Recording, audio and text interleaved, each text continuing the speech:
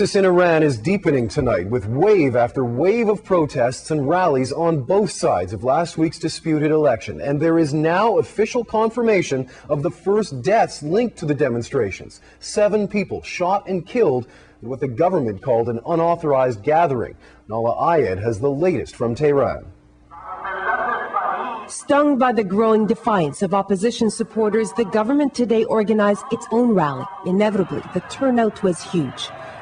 These Iranians favor President Mahmoud Ahmadinejad. They paint the reformists as tools of foreign powers. The unrest is coordinated by Israel and America, he says, and we should strongly confront foreigners.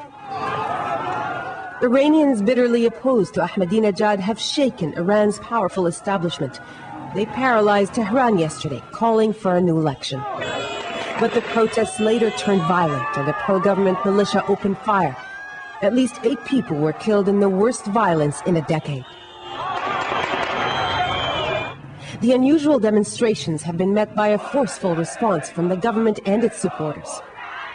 The government has banned protests, arrested several activists, shut down communications, and hampered foreign media coverage.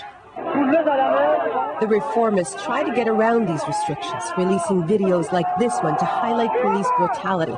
And even despite a caution from their own leader, Mir Hossein Mousavi, they were out on the streets again. I'll kill whoever kills my brother, they say.